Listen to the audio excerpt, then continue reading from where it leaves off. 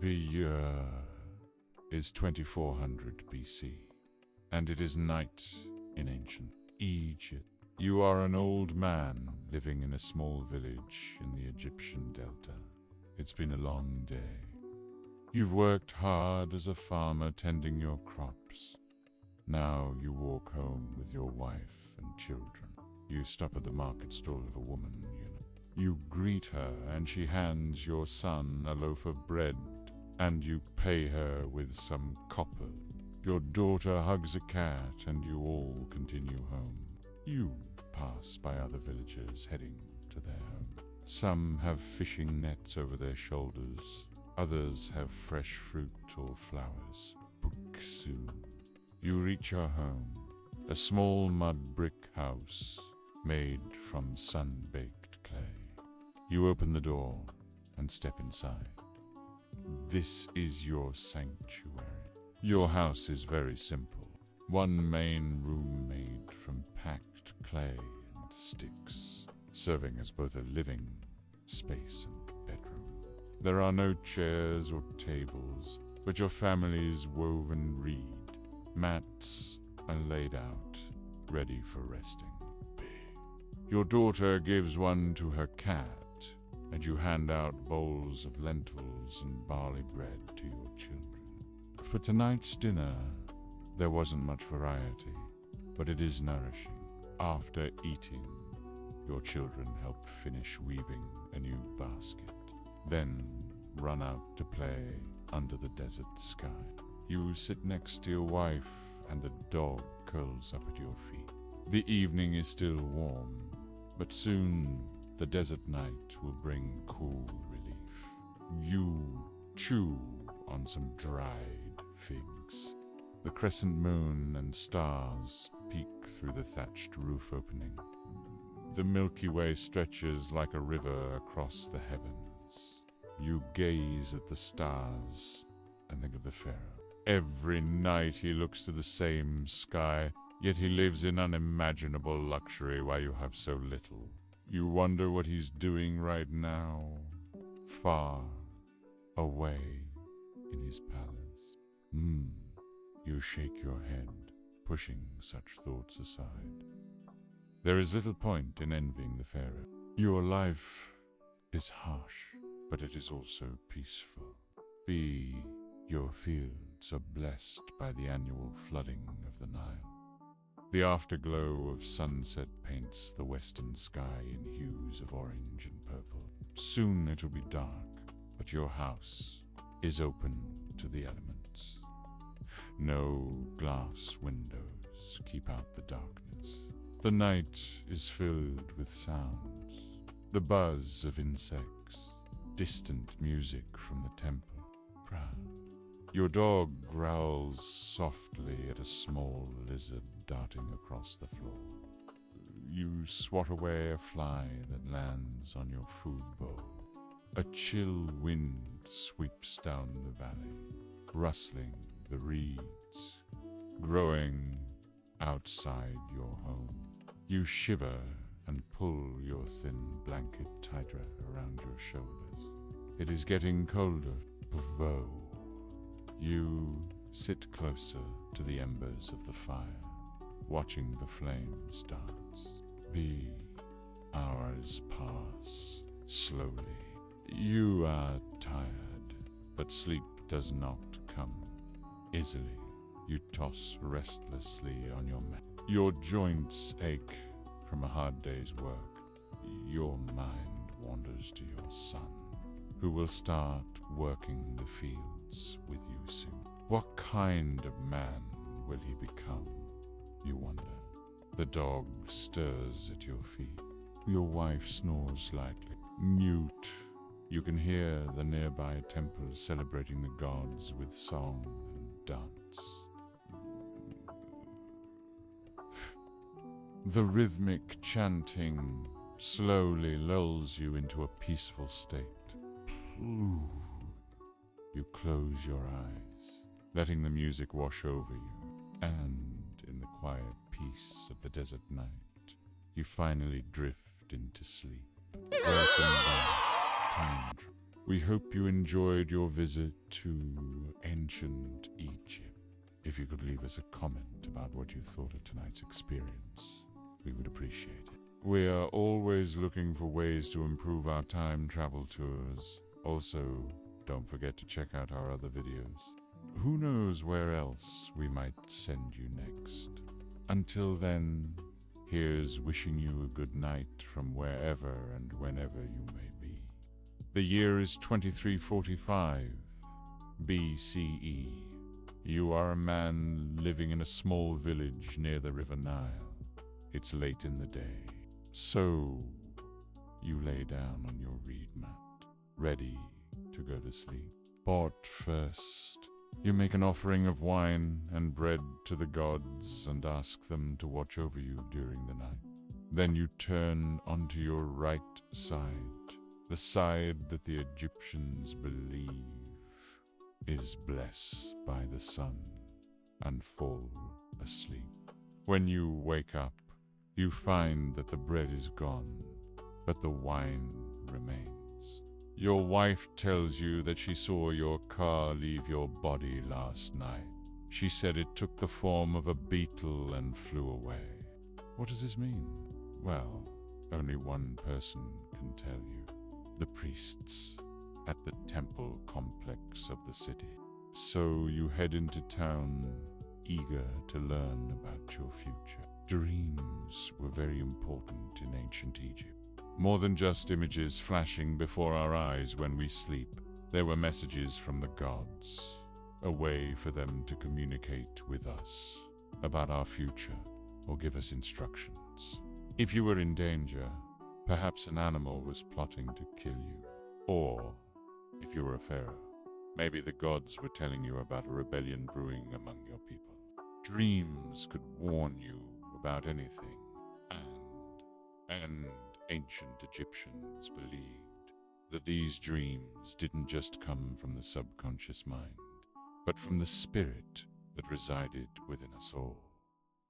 According to Egyptian beliefs, the Ka was a kind of life force that animated the body and ensured the survival of the individual. This invisible entity entered the body at birth and departed with the breath at death, whereupon it continued to exist independently of the physical form. When the CA left the body, it could wander through realms unseen, traveling around the world or even entering other dimensions. Then, when the sleeper awoke, the Ka would return, bringing back visions, omens, or divine instruction. To better understand the role dreams played in ancient Egyptian culture, let us take a look at a few examples of famous people as dreams and how they interpreted them. You are now watching the channel. Join me every week for new videos on ancient Egypt and other topics. Now let's continue. Let's start with a relatively normal man who visits the temple to get his dream interpreted. After he speaks with the priests, they tell him that the beetle that took the form of his car last night was a sign from the god Thoth, the deity of wisdom, magic, and writing. He must write down what he dreamt about on a papyrus scroll and offer incense to Thoth and the other gods in his household.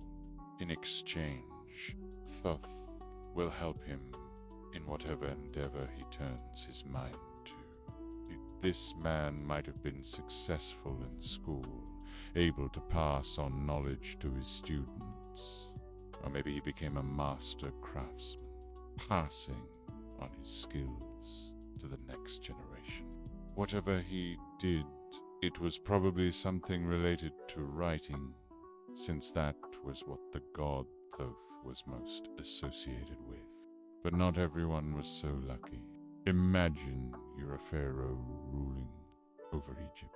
At the start of the reign, you had great dreams that foretold of prosperity for you and your people. Maybe you dreamt of the Nile flooding its banks, carrying fertile silt across the land. You subjects would see such a vision in their own dreams. too and believe it meant God favored you as their ruler. But then the dreams turned dark. Predum, the Nile flooded, yes, but carried away homes and farmlands. In your dreams, you were betrayed by your vizier, who led a rebellion and planned to usurp the throne. These bad dreams would likely cause you to take preemptive action, perhaps executing the vizier or even placing your own family members under arrest. Your dreams saved you and your kingdom from disaster, but at what cost? Was it worth killing someone who may have been loyal to you? And Egypt. Such difficult questions arise when a pharaoh receives bad dreams. Dreams that could foretell of some sort of disaster, whether natural or human-made. For example, Ramses the pigeon was having nightmares about losing his eye. Phew. In response, he ordered his officials to imprison everyone who wore glasses, believing that removing them from society would prevent him from going blind. What was the real reason behind the pharaoh's nightmares? We don't know. Maybe he had read too many books, straining his eyes. Maybe he'd been wounded in battle and was traumatized. We simply don't know. But whatever the reason, his solution was cruel. It wasn't only the pharaoh's dreams that mattered. Anyone could have good or bad dreams, and anyone could seek out the advice of a priest to interpret them. Temple complexes across Egypt contained special rooms where those seeking advice could sleep. They would sleep in the presence of the gods, hoping to receive a message from them in their slumber. These temples, often built near, were actually inside of tombs, served as sleep sanctuaries for the dead as well as the living. Those who journeyed there hoped to connect with the spirit of the dead pharaoh, whose tomb they prayed in, hoping to gain favor from them. One of the best examples of a sleeping sanctuary is found at the Karnak Temple complex. In the middle of the city of Karnak Pier, travelers would stay overnight while sleeping in the temple. Pilgrims would roll up mats and blankets around them and lie down in front of the statue of Amun, the king of the gods, or another deity. As the night passed, they would pray and try to receive a sign from the gods. Perhaps they would receive a blessing for their family, guidance on a major decision, or even a curse.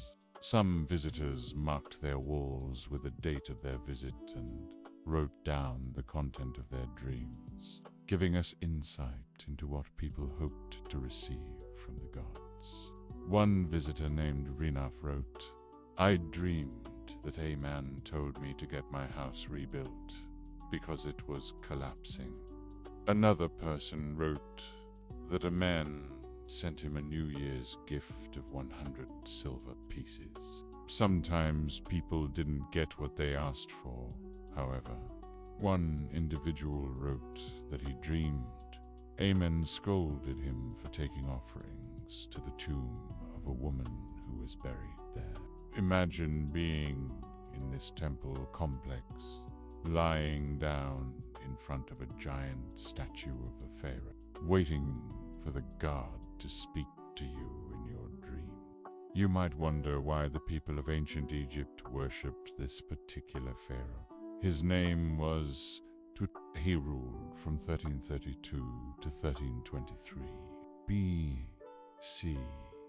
That's 300 years before the construction of the pyramids began. He belonged to the 6th dynasty of the Old Kingdom, which means he was an extremely important pharaoh. In fact, he's considered the greatest king in the history of Egypt. But why was he so important? The answer lies in his tomb. It was discovered almost 80 years ago, but it still hasn't been fully explored. Why is that? Because it's filled with traps and curses. Whoever tries to enter the forbidden area will be killed. That's what the legends say. Anyway, I can tell you how many explorers have risked their lives trying to uncover the secrets of the pyramid. Some say it contains the key to unlocking the mysteries of the universe itself. Others claim it holds unimaginable treasures of birth. But so far, no one has dared to venture inside. If you want to explore the pyramid yourself and uncover its secrets, then you need to be careful. There are many traps hidden inside. The slightest misstep could cost you your life. Are you still willing to go ahead? Then I wish you luck. May the gods be with you. What did you think about the story? Let me know in the comments below. Also, please remember to like the video and subscribe to the channel so you won't miss out on any new videos. Thanks for watching. See you soon. Bye. Now let your eyes drift upward. What do you see? Do you see the patterns that have been burned into your mind by years of staring at them? The familiar constellations, the outlines of great and small dippers. Or do you see something else? Do you see what we saw when we looked up for the first time? With no preconceptions, with no baggage, with no Photoshop in our mind's eye. Do you see wonder? The sky is open air, infinite space above us, stretching endlessly above the tallest mountains, above the furthest flung planets, above the very edge of the universe. We can never touch it, never reach it, never fall into it. It's always there, constant and unchanging, a backdrop to our lives. And yet it's more real than anything we can touch, more real than the ground beneath our feet, more real than the air we breathe. It's real because it's everywhere and nowhere, because it contains everything and nothing. The sky is pure potentiality. It's forever beyond our grasp, but it is always called to us, whispered stories in the flickering light of stars. If we would but listen, we could hear the song of creation. We just need to know how to tune our ears to the music of the sphere. When human beings first looked up out of the primordial soup and saw the sky, they heard a story unlike any other. For the earliest humans, the sky was alive. It was a vast beating heart, pulsing light and dark above them as they huddled around dying fires in the cold. And when they watched its rhythms over the course of weeks and months, they heard the truth in its heartbeat. They heard that life itself went forward in cycle. There was death and rebirth, drought and rain, famine and plenty, war and peace. All things pass, the sky said, and all things return. As long as there have been people, there's been the sky. And for almost as long, the sky has meant different things to different cultures. And yet, across the vast gulf of time and space, from the ancient Egyptians to the Hopi to the Chinese, many cultures tell similar stories about the sky and the earth. Sky is mother, earth is father, and between them, life teems. So the sky was not only a clock that told the time of day and marked the seasons. It was also a teacher. It told of the order of the universe, of the nature of reality, and this teaching was written in fire. Not literally, though. Oh, how we wish we had seen those first campfires crackle and pop, cast in dancing shadows of animals and plants, and human figures across cave walls. Those flickering flames are lost to time, but we can still see their echoes in the pictures painted on cave walls, the same shapes and stories encoded in bone and stone. Now, let your eyes drift upward. Above the trees, the sky stretches deep and endless. In ancient Egypt, the stars were divine. Their cold light seeped into the hearts of men and turned them to gold. Pharaoh was son of the sky goddess Nut and earth god Geb. He was born of the union of heaven and earth. His spirit would one day rejoin his mother and become one with the infinite. He, too, would join the celestial river. The Milky Way was a celestial river, the mirror of the Nile. Its waters flowed across the heavens, bringing life to the fields of earth below. Nut arched over the world, her body the sky, her feet on the horizon, her toes dipping into the sea. Her hair streamed behind her, a golden waterfall. The sun was her sun, the moon her girdle. When she moved, the wind shifted and sighed. When she breathed, the tides rose and fell. She was warm and comforting, a mother who cradled the earth and all its children. Every night she swallowed the sun and birthed it again in the morning. As the sun sank toward the horizon, Nut opened her mouth wide and took the disk of fire into her throat.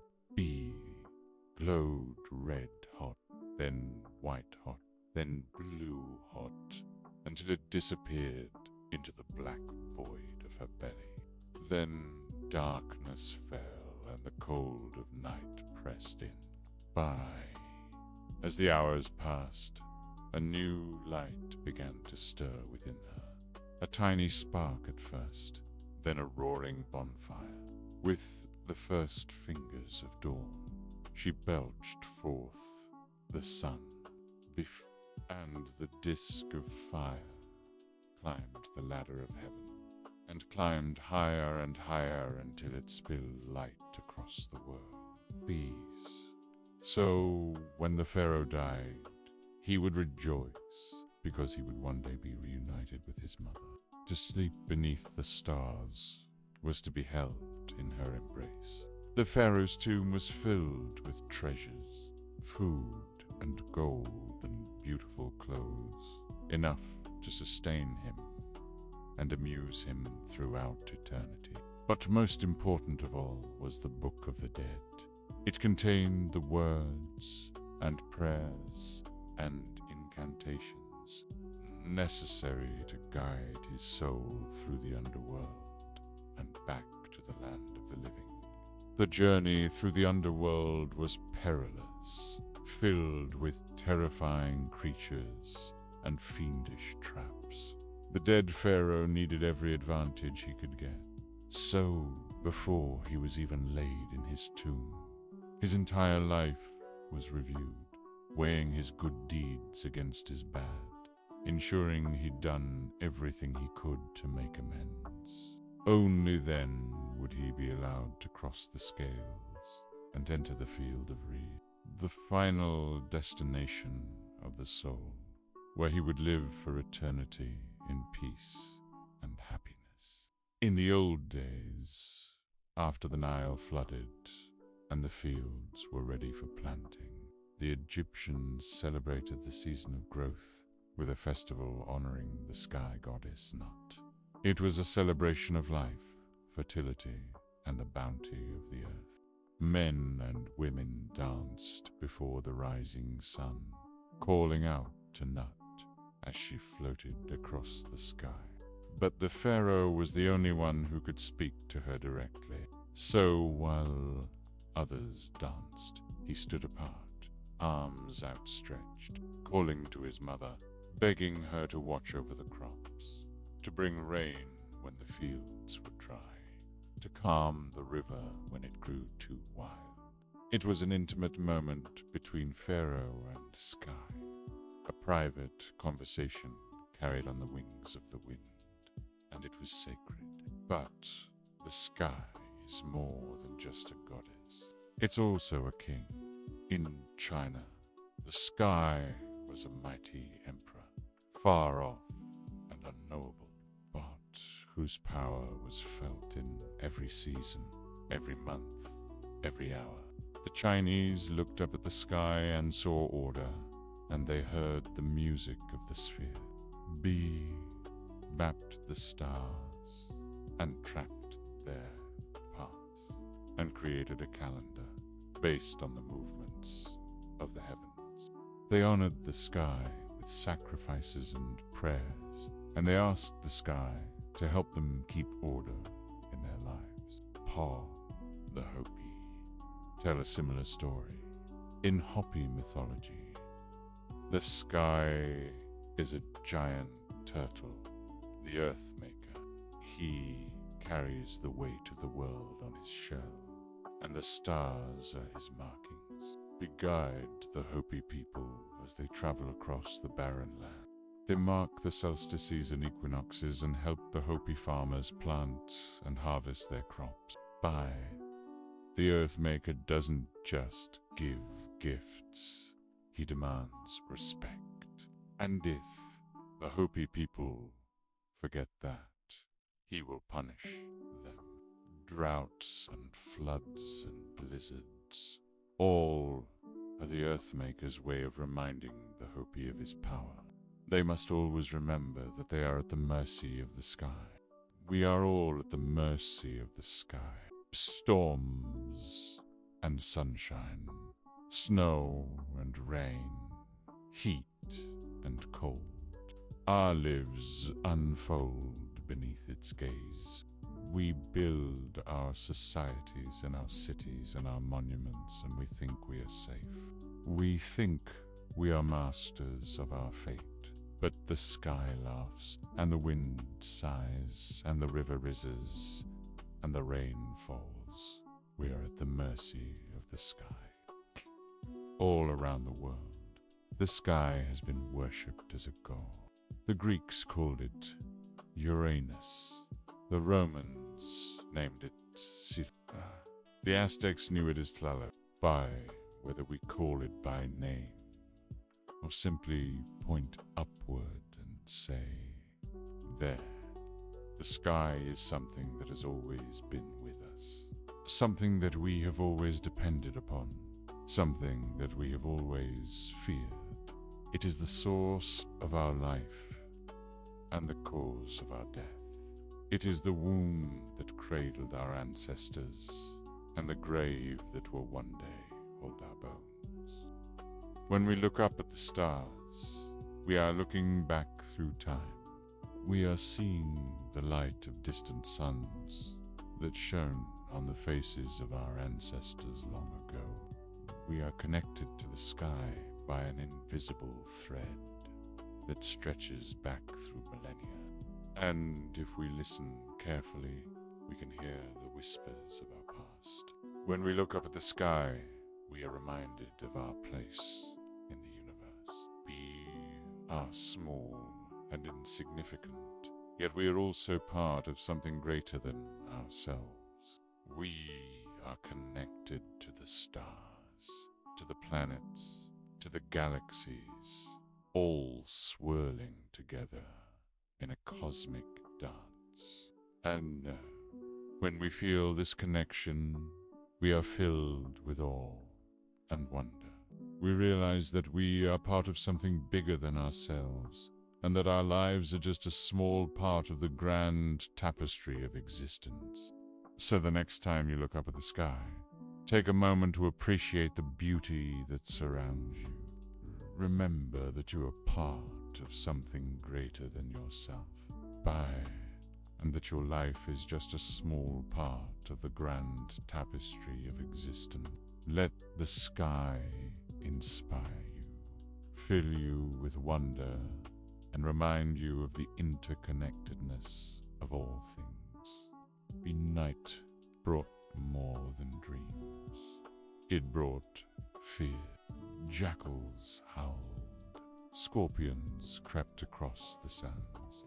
The ancient Egyptians prayed to Sercute, goddess of protection against venom. They placed amulets beneath their pillows, charms to keep away the demons of the night. They feared sleep paralysis and called it being visited by spirits. But they also honored cats.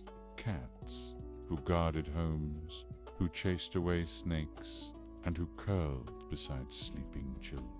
Hi, it's me. Welcome to this channel. And tonight we're exploring the Egyptian Book of the Dead, specifically the chapters dealing with the dangers of the night. These chapters come from the Book of the Earth, the papyrus of Ani, who was a scribe in Thebes, buried around 1240 BC, which is right in the middle of the Egyptian New Kingdom. But don't worry, this story isn't about him. You see, the book belonged to a wealthy man named Ramos, who had died and left it for his wife, Itet, to be buried with her. Now, she's the one we're going to follow through the night. Itet will need all the help she can get, because tonight she has to journey through the underworld. She needs to make sure everything is set for her own burial. It's a dangerous trip, and there are many things that could go wrong. Like, for example, did you hear the jackals howling? If you've watched my series on Greek mythology, then you know that those were the dogs of Hades, pulling the chariot of the sun god Ra across the sky each day. When Ra sets, his bark travels to the underworld, guided by his son, the moon god Khonsu. When the moon travels through the underworld, the sky becomes filled with jackals. Bear howling echoes across the land and disturbs the dead in their tombs. According to chapter 176, these are evil spirits that will try to drag living people into the underworld before their time. That means Itet must hurry if she wants to avoid them. And the faster she moves, the less likely she is to be bitten by a scorpion. Not only does chapter 176 warn of scorpions creeping across the sand, but chapter 177 says that they may even... Chapter 178 says that if a scorpion lands on your finger, you should immediately pluck it off and throw it away, lest its poison seep into your bone. So, yes, these were not the kinds of encounters one wanted to have at night. And yet, the ancient Egyptians kept their distance from the dangerous creatures. Instead, they turned to the goddess Sercute for protection. She was often depicted as a woman wearing a cobra crown, or a woman with a cobra emerging from her throne. People would pray to her before going to bed, asking her to guard them against venom and evil spirit. B carried small amulets containing her image and placed larger ones under their pillows. One such amulet looks like a very cute little coffin.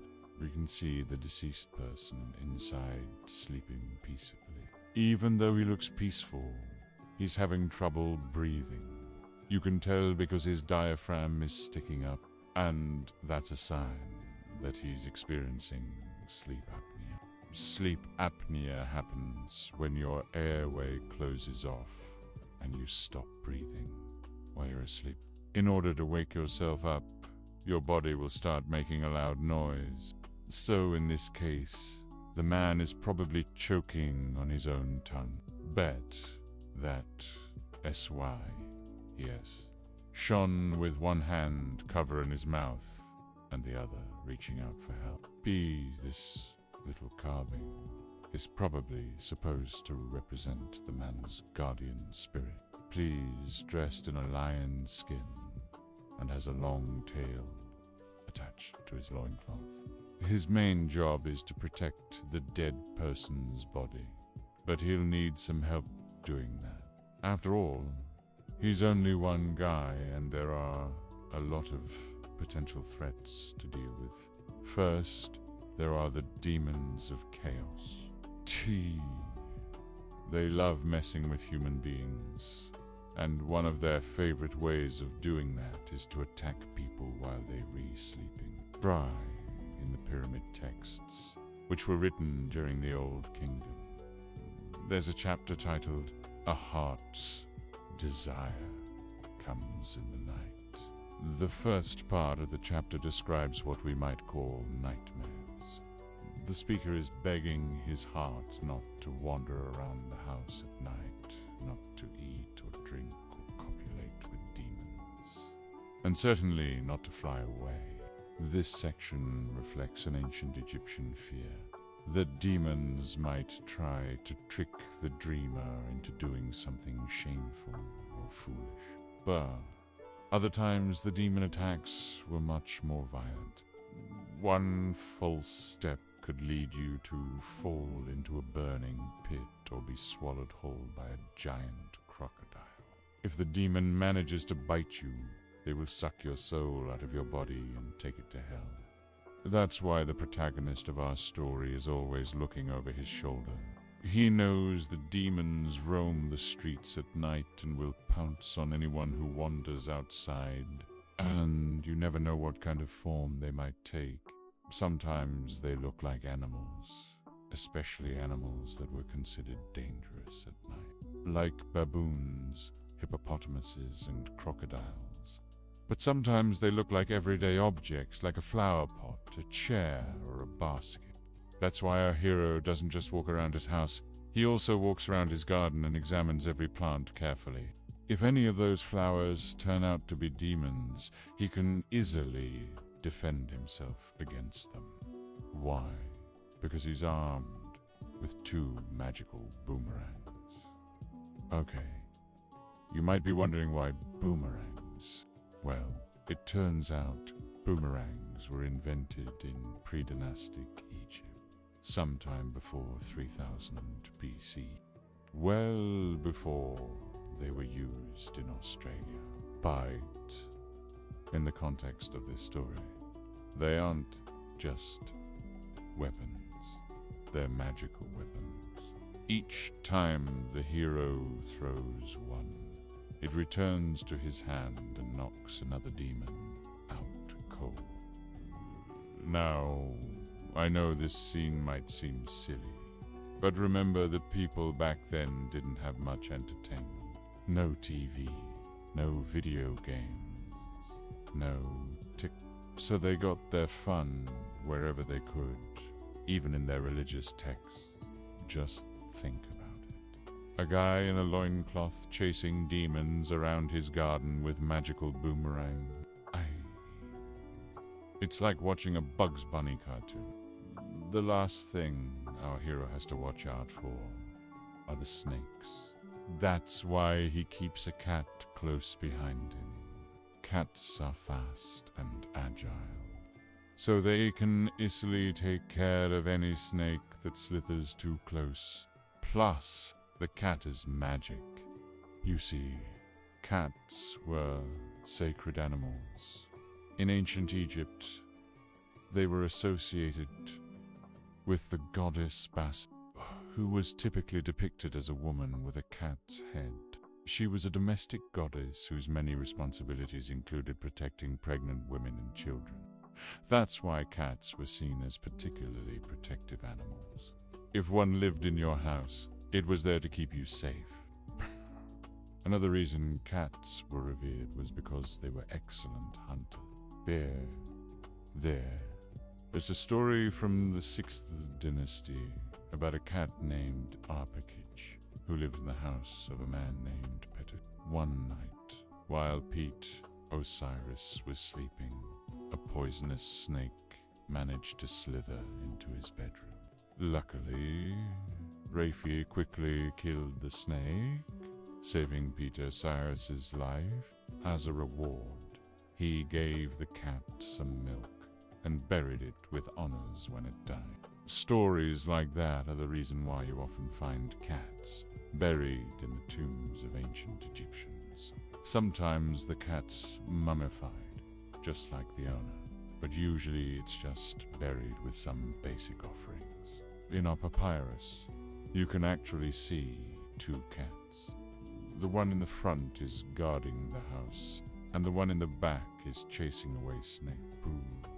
As we said before, the Book of the Dead came from the Book of the Earth, which contains the story of Osiris, Isis, and Horus. In that story, Horus is almost killed by his evil uncle, Set, who sends a poisonous snake to bite him.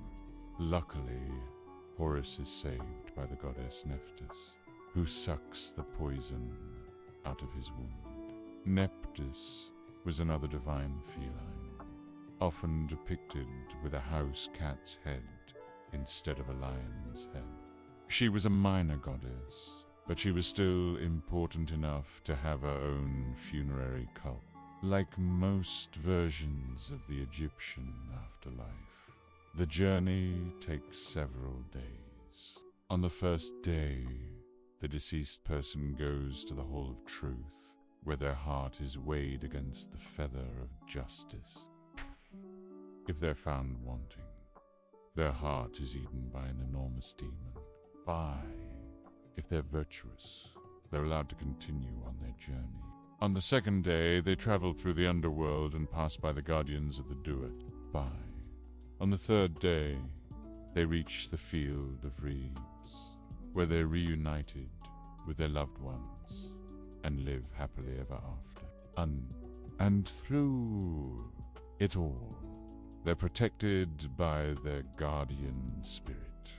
Those forces combined can ward off any demon or creature that dares to attack them. Thanks for watching. Sleep better, dream better.